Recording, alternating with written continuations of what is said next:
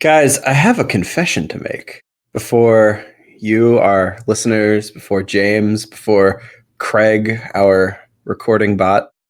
I didn't hate this. Really? I didn't hate it. I mean, there are definitely problems with it, and we'll talk about them. And but I get it. I understand why this is huge. And yeah, let's just get your reaction. What did you think?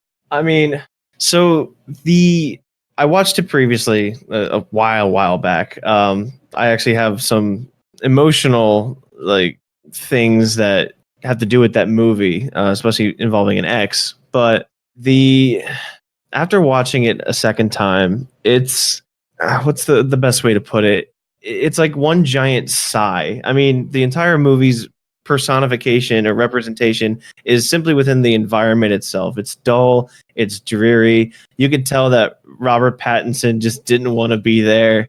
And I don't know if Kristen Stewart wanted to be there either, to be honest. They just looked like not entertained or not having a good time with this movie. Let me talk about my approach here, because right. I think that probably shaped why I have the opinion that I do. Because I think I would have a very different take on this if I had saw it first, when I was that age, like high school when this came out, and then rewatching it now. And that's why I think we really need to realize, and I think we've done a pretty good job of putting it out there, and I don't think a lot of people talk about it. The context of where you are when you first see something absolutely shape it for you. There's no way around that. Like you can try to be like completely removed from it, but I don't think it's possible. I mean, take this contrasted, for instance, to what we watched, or what we covered last week, the Chipmunk movies. I love Chipmunk Adventure because when I look back at it, I'm thinking about what I enjoyed when I was a child. If I had watched that for the first time now, I'd be like, well, this is kind of dumb. This movie is kind of the opposite, where if I had seen it first when it came out, I probably would have just despised it. And now, like, I don't like it, but like, I get it. It's fine. I understand why it was so big. And I think the hatred of it is very overstated.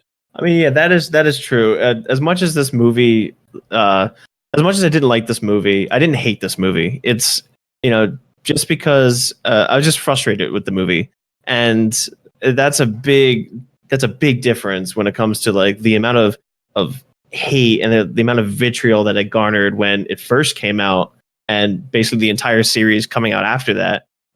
It was the movie that people love to hate. It was just that punching bag of a concept, or that movie.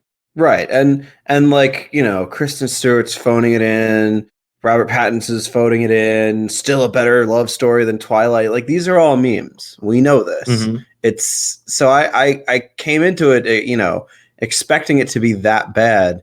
And it was just like a boring little movie that you could definitely tell is like a self-insert fantasy kind of thing, mm-hmm. which works from that perspective.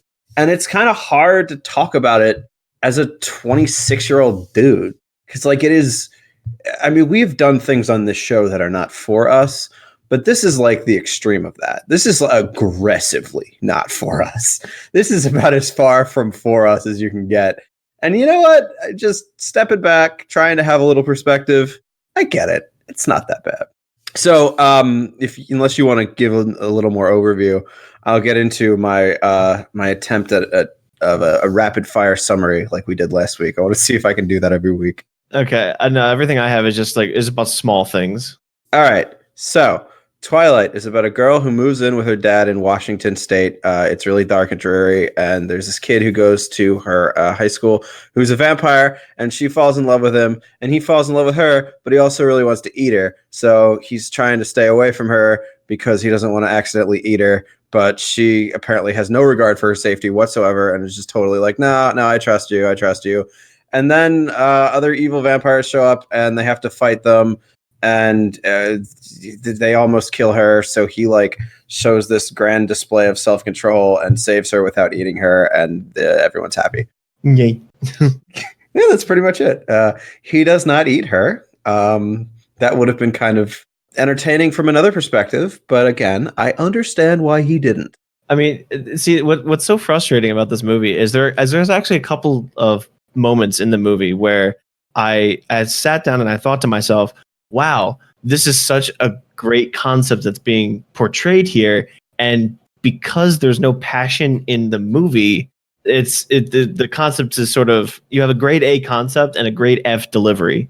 And one of the things I want to like talk about is with that ending scene with how he's supposed to show that self control. Mhm. They just fade away, right? So you Right. can tell like the last scene before the fadeaway is him really trying to come to grips with, making that choice of whether or not to stay on, have his teeth still into her or to pull away. And the dad vampire isn't trying to pull him away or force him to make a choice. He has to make it himself.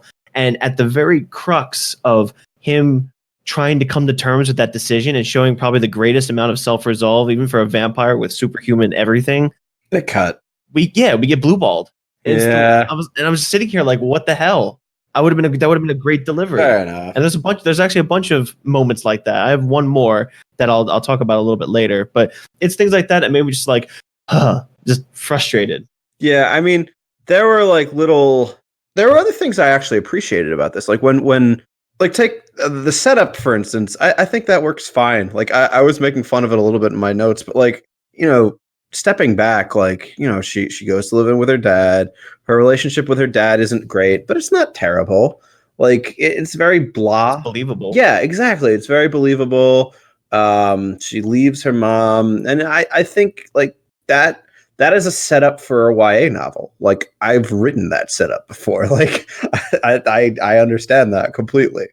I also really like the interaction with her and the other kids at the school. That she meets these people, they become her friends, and it's like it's a pretty quick little like I don't know how I would describe it, but I think that a lot of times when we have these high school movies, and we've talked about a lot of high school movies so far, I guess it's just kind of becoming our thing. But they always have this like perspective of like, it's the new girl, let's kill her. Like, this is a lot. It's more realistic. They're nice to her right off the bat because she's new and they're not terrible people.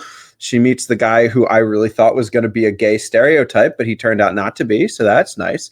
And he's like, oh, we're going to do a story about you in the paper. And she's like, please don't. And he goes, okay, I won't. And then she meets like your girl. What's her name? Anna Kendrick. Yeah. And she, she's like the popular girl, but she's nice to her. She doesn't hate her. And there's the nerdy girl, but they're friends. Like I get it. I get the sense that and I know that maybe they weren't going for hyper realism there. Maybe they were just trying to be completely non-confrontational in that part of the story. So maybe I'm giving it too much credit, but I think that it does deserve credit for just being, not super dramatic about high school stuff, because it's never, I don't want to say never, but it's not nearly as bad as YA novels make it sound.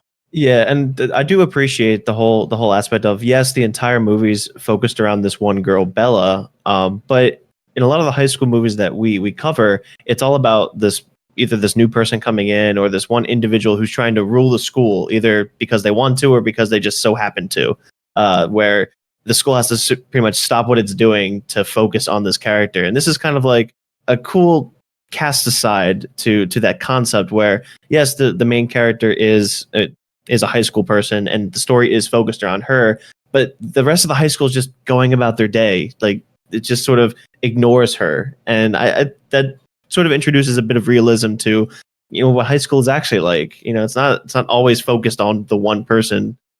Yeah. And like, I think as far as Kristen Stewart goes, I get the criticism. I actually like it. I liked her a lot in the beginning because that whole like disaffected like thing that she's going for, I think it makes sense for someone in that situation. She's a teenage girl. She's kind of like over the world. I get that. Of course, I don't believe the love with Edward at all. So that's obviously the big problem. Like when she's first like kind of flirting with him a little bit and she's like kind of not emoting there, that's fine. That makes sense. But then like by over halfway through the movie, when they're supposed to be like passionately in love, I don't get very much emotion from her. That's when it starts to kind of be like, all right, you got to show a little emotion here.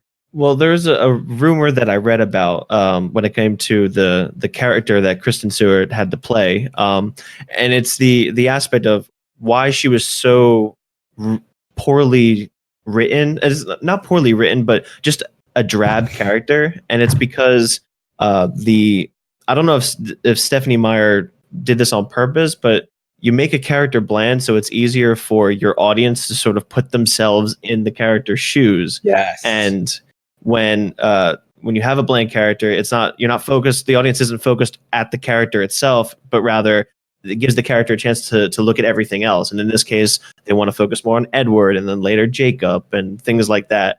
And so you don't have to relate to Bella because she's literally a blank piece of paper. Well, no, you can relate to anyone can relate to her. Well, yes, that's what I'm sorry. Yeah. And that's like, I mean, as long as we're talking about media for teenage girls, think of like a One Direction song, right? They're all about how much the singer loves you. Mm-hmm. And I don't tell you much about you. Just you're beautiful. Very I love generic and you. vague. Yeah, exactly. It's the same kind of thing. And like, all right, did you end up watching that that video essay I sent you? Yeah, I watched it way back, so I know fragments of it and I know the generalized concept of it. Right. I don't want to get too much into it because obviously there's a whole video essay and I think everyone should go out there and watch it. It's called I'm Sorry, Stephanie Meyer, or it's called Dear Stephanie Meyer, subtitle I'm Sorry, made by Lindsay Ellis. This is not the first time we're plugging her. She is like basically everything I want to aspire to be in give credit where credit's due. Space. Yeah, I know. She's amazing. But basically the entire idea behind that is like we are way too hard on media that is specifically tailored for teenage girl. You know, we have this kind of double standard where you get something like Fast and the Furious or, you know, any other generic shoot 'em up action movie. And you're like, well, you know, the story's not very good, but you can forgive it because it's just an action movie. And that's kind of the way we look at media that's made for men and boys. But when you have basically the same thing, but for women, everybody freaks out and says it's like the worst thing that ever existed. And maybe that probably informed my watching this movie too, because again, I saw that video essay before I read the book, never read the book actually, before I saw this movie, because I just saw the movie right now, where I wanted to come in and I wasn't going to be too hard on it. And I think that, you know, that's where I'm coming from. And maybe I'm giving it too much passes. I mean, yes, there's definitely some problematic stuff. And I know I'm the problematic guy. So let's get into that. She's 17. He's somewhere in his hundreds. That's not good. Although they don't portray him as being particularly emotionally mature, but I'm not, you know, excusing that. Well, it's funny. I guess it depends on the vampire logic, because different vampire books and different werewolf books and stuff like that, they have the tendency to morph the logic. So it's not. I don't think it's not that Edward is, let's say, 500 years old. It's the fact that he's 17 500 times, where he doesn't develop past his at the time until the time he was bitten. So he's able to be that emotionally sort of unstable. So the argument is that he didn't develop his like mind at all. Well, he sort of stopped like emotionally maturing. Yeah, maybe because you just become a corpse, and like so your body just sort of stops growing, and then that's pretty much it on this. But that's me assuming a lot of the vampire logic or the supernatural logic that this movie is trying to portray. I mean, if you contrast it with, and I'm going to be making this comparison a lot, Buffy the Vampire Slayer has a very similar arc. Actually, two of them. She falls in love with two different vampires. They are obviously much older than her because it has the same idea where vampires are kind of stuck in time. And those characters have kind of the same idea, right? You know, you're stuck at the age you were when you were sired, was what they call it in that lore. But also Buffy has this kind of underpinning where vampires don't have souls. And so there's a couple of them with souls, and they're the ones that they have to like work with. And Twilight doesn't really address. I mean, they do address that, but like, so you got the doctor, right? What's his name? They're all Cullens. They're all their last names, and he's just like a good vampire, and he doesn't like hunt humans, and he teaches his children, so to speak, not to hunt humans. And you're like, they never really explain why. Unless I missed that. Did I miss that? No, they portrayed him as just very altruistic. Right. And I guess on some level you don't necessarily need to explain why. I mean, they make the comparison to vegetarians, right? And like you can just say, well, why are vegetarians vegetarians? Because they think eating meat is wrong. So, I guess what that means is that they're saying that vampires have the same capacity for sympathy, which is why it's a little strange that there are other vampires that just run around like sociopaths. So I don't know, maybe there's different strains of vampirism where like some people are affected differently. I don't honestly think that it was meant to be broken down by by pop culture nerds like ourselves, but that's what we're here for. Yeah. So it's the hill I'm willing to die on is the aspect of wherever, like, you keep, when you were bitten, you pretty much keep all of your ethics, your morals, and your quote unquote humanity up until the moment you were bitten. So if this his name is Carlisle. That's what it was. And so if he's this sort of doctor in the past, and he was the one who bit Edward, he was already like trying to help people, and him biting Edwards was like an act of mercy, and he gave him the choice and whatnot. So you can already tell by his character that he's a very helpful, altruistic character, and that sort of carries on. And I guess when talking about James, the sadistic psycho vampire, he was probably just a serial killer that got bitten. And I guess that's the attempt that this movie tries to explain, when you're just dealing with assholes and good people that just so happen to be supernatural. Did you get the impression that the movie was trying to frame the Cullens as like, you're not quite sure if you can trust them? Or was it like from start to finish, no, these are the good vampires? I have some words about that, and it's the one main heavy criticism that I have with this movie is that it loses all credibility of being a romance novel about halfway through. And it's the same thing with the entire family of Cullens, where Edward is trying to introduces himself as a vampire to Bella, and he's saying that he's a killing machine. He was built to hunt. So even his looks, like the reason why he's so quote unquote charming, and she just can't, like, women are attracted to him. When that's pretty standard for a lot of vampire lore. This is not the first time to see that. But where the romance loses all credibility is he goes up and he says, like, I'm built to woo women. And she responds with, I believe you. I trust you. And you're like, wait a minute, is she under his spell? And you can tell that he doesn't want that to happen. It's who he is, because he's a vampire. So he's unwillingly secreting sexy, and he just wants to talk with somebody and interact with somebody that's not under the spell. And she responds with, I trust you. Maybe it's a tragedy.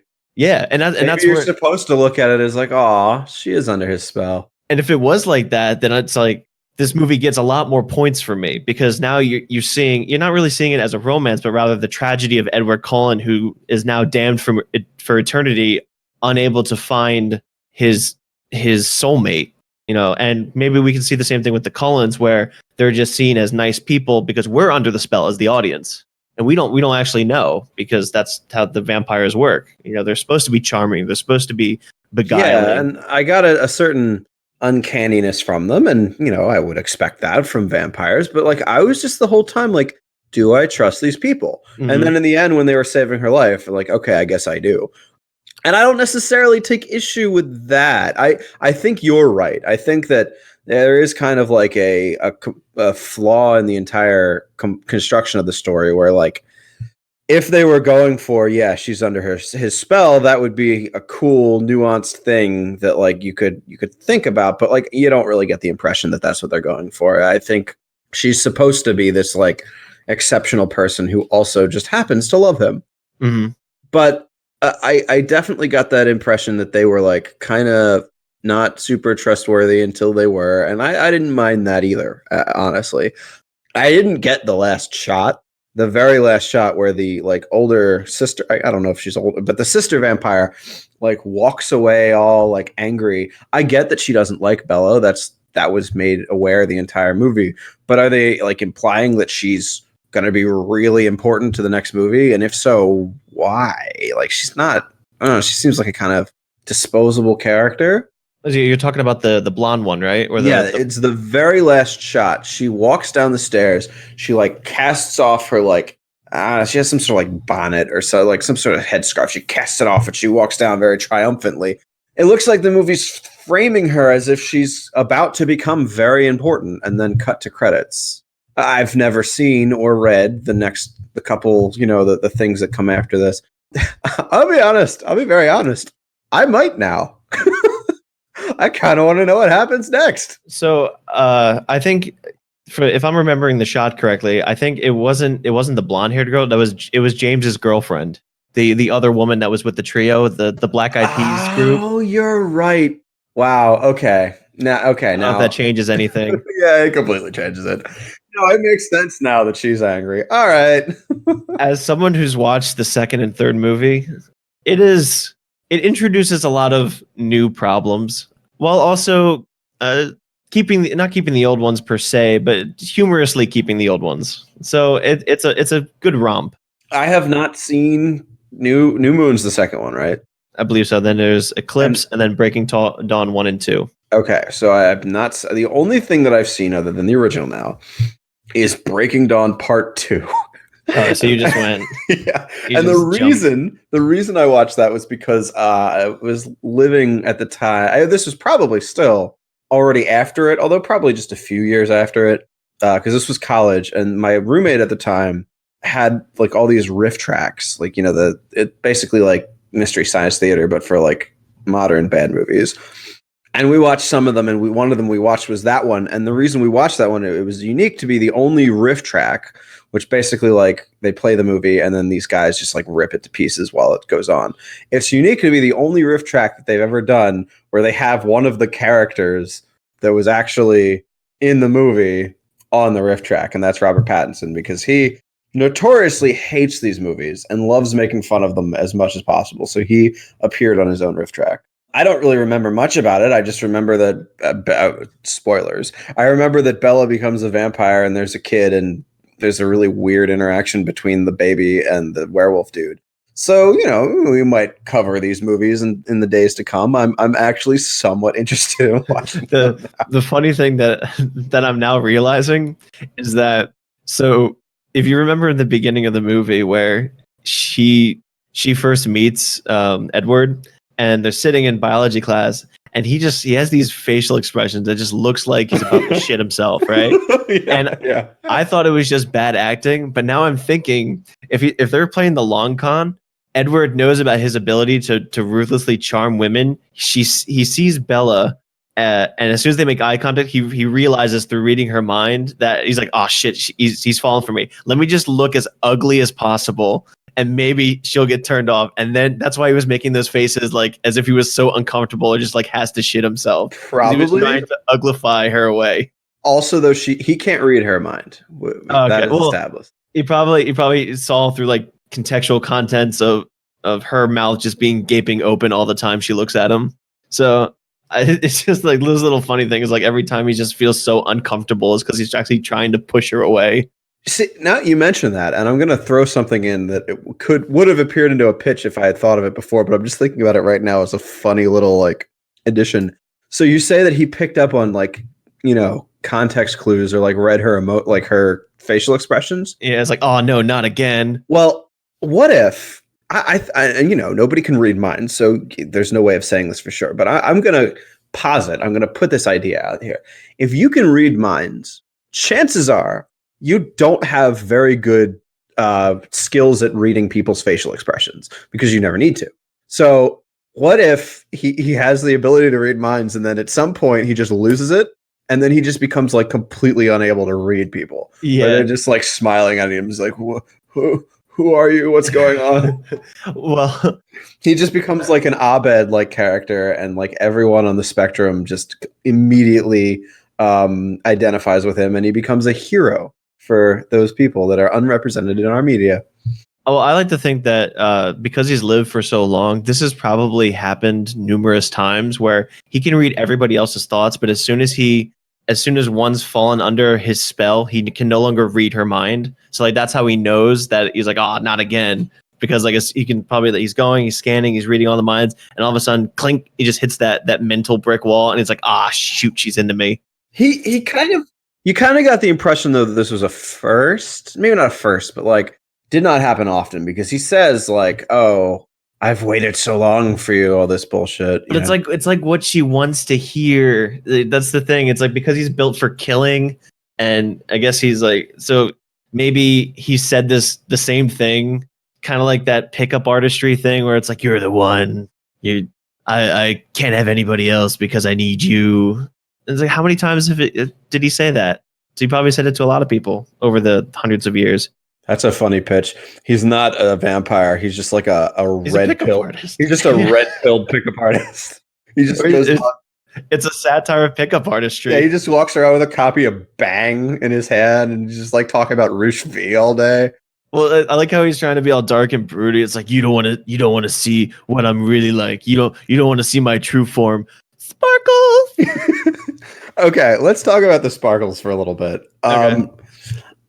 You're beautiful. I get it, but also like here's like the standard criticism that I would put forward. But again, if you followed my idea, it would just become like the most cliche thing ever. But like, what if rather than being beautiful in his true form, he's ugly? And then she's like, "Oh, I love you even though you're ugly." You know, tale as old as time, right? That could be interesting. That would give it a little bit more depth. But like a lot of the problems, right, with why I don't really have much of a good pitch for this week, because I thought when I first saw this, I'm like, oh my God, this is going to be great. I'm going to have so much to pitch because this is like, it's close to what I would want, but this, that, and the other thing needs to be changed. And then I sat down and I thought about it. And I realized, like, for one thing, this is very much not for me. This is supposed to be like a self-insert fantasy. It's very like, I don't want to say egregious, but it's like, you know, rescue me, that kind of feeling. Like that's what she wants. And so anything that I would do would take that away because I don't like that and I want to give her more agency. So any change that I would make, when I sat down and really thought about it, it would just turn into Buffy the Vampire Slayer. Like, oh, you know, make him in his true form, he's really ugly, but she's okay with that. Buffy the Vampire Slayer. Give her more agency. Give her the ability to like fight back against the vampires if she needs to. Buffy the Vampire Slayer. Give her friends something to do. Make them like magical. Buffy the Vampire Slayer. So Buffy the Vampire Slayer is great, by the way. Everyone should watch it. So yeah, I mean, I don't know. This isn't for me. My original idea, I was just going to pitch the plot of Buffy the Vampire Slayer and see how long it took you to catch on, but you've never seen it, right? I haven't seen it, so you would have got me for all the seasons. So I thought, like, okay, I can't do that because I just spoil everything, and it's too good for me to spoil it. I can't B-movie it, unfortunately. Well, on the terms of, I have sort of a pitch, and it sort of goes in the opposite direction of what you wanted to do with like giving Bella agency. It's solely more on the idea of, have you seen the movie Great Gatsby? And you probably read the book, right? I love the book. I hate the movie. We'll have to do that one day. So you daisify Bella, where you objectify her, and she becomes sort of the MacGuffin. And the movie is no longer about Bella; it's about Edward, and it's the tragedy of Edward, of what I was saying before, of him, women throwing themselves at him, and because of that, he gets depressed because he realizes that every time a woman comes up to him and does that, like is like really attracted to him, kind of like the 17 again notion, where it's like, you know, use me, abuse me, and stuff like that. But he doesn't want to do that, right? And all he wants is just a real relationship. And here comes Bella, and this is sort of the last person. Like she falls under his spell. It's the same cut and dry notion, but he really tries to just do whatever he takes in his power to break this, to find some sliver of agency within her that like she can break out of his spell. It's like she has the willpower and the independence and to really just throw that aside and like him for who he is. And which really brings the sparkle scene into a lot more of a tragic sense, where it's like, you don't want to see who I truly am, hoping that he would scare her away. And then he sparkles and he's like, you're beautiful. And he's like, damn it, why can't I be ugly? Why can't I spawn wings and just scare her away? Because I don't want to. It's like she's this girl that has her life to live, and now she's under his spell and probably won't might like it. Well, I don't want to spoil the second movie for you, but she feels a void when he's not there. She feels depressed when he's not there.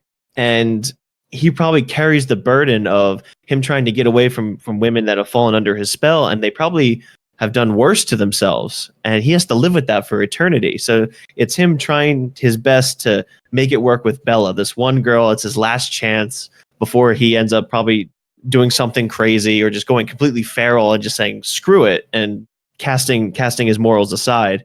And then maybe in the end, after they go through the whole song and dance with James, she says something to him that no other person has said to him, because of the like it's something that you would say that no one would say, that who's under a spell or who is charmed would never say it.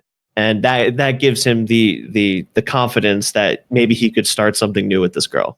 I feel like, and I could be wrong, I feel like I've seen something like that before, where it's that same idea of this guy he has some sort of like spell about him, or from the other perspective, it's the woman who has the ability, and like they can never tell if someone truly loves them. I'll have to look into it. Honestly, it might just be from Buffy the Vampire Slayer. That seems like kind of something that would happen between Angel and Buffy. Buffy's really good, guys.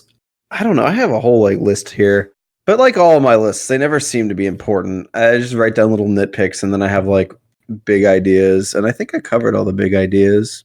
Well, yeah, and it seems like this movie was definitely, it had a goal in mind, and more or less it succeeded in that goal. Those who it was garnered towards loved it, and those who it wasn't garnered towards, that basically the book had a spell, and the people that it was meant for fell under it, loved it, and made it a lot of money. And everybody else was like, why? I mean, Yeah, get the whole Jacob thing and the his tribe, sitting here like, why does everybody like the Cullens? What the hell? Well, they're not under that spell. They're not just letting them go by. I mean, I'll have to watch the second movie, but I empathize with Jacob from what little I've seen of him so far.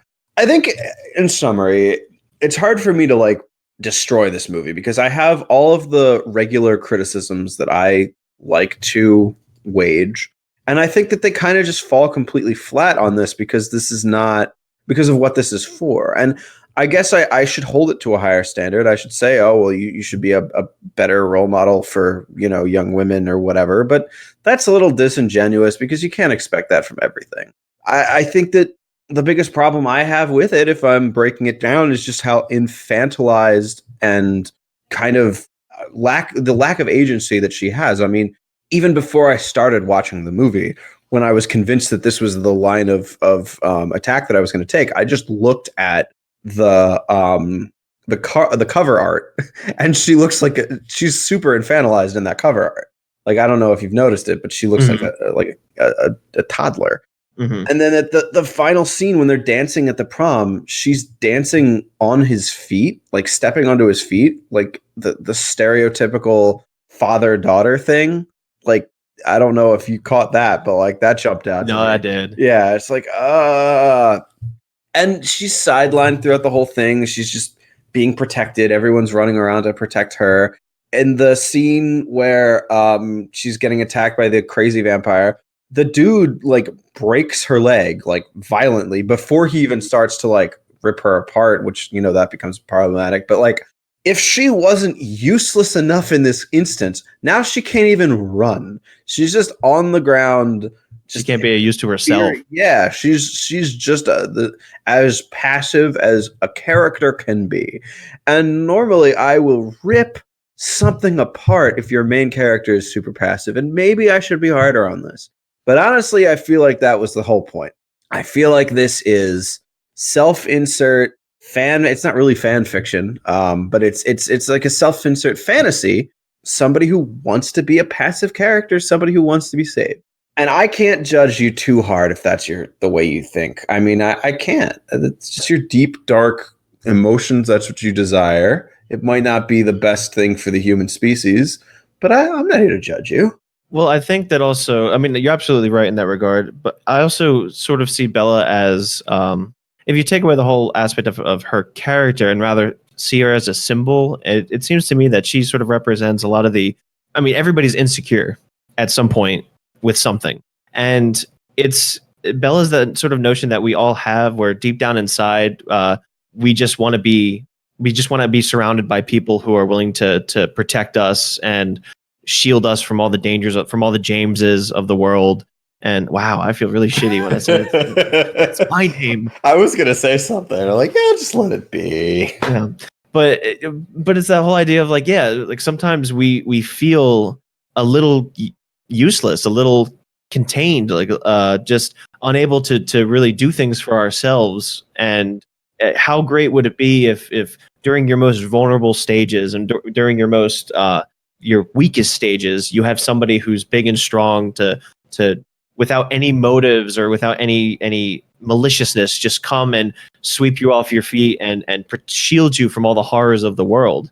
I think that's what the Stephenie Meyer, this is just my opinion, but I think this is what she intended for young girls to read this and be like, well, I know the world's tough and I know there's things around you that will make you uncomfortable, but there's someone like that, maybe not in a romantic sense. I mean, obviously you wouldn't guard her towards the romantic sense, but just in general, that there's people around you that are willing to do whatever it takes to really be there for you.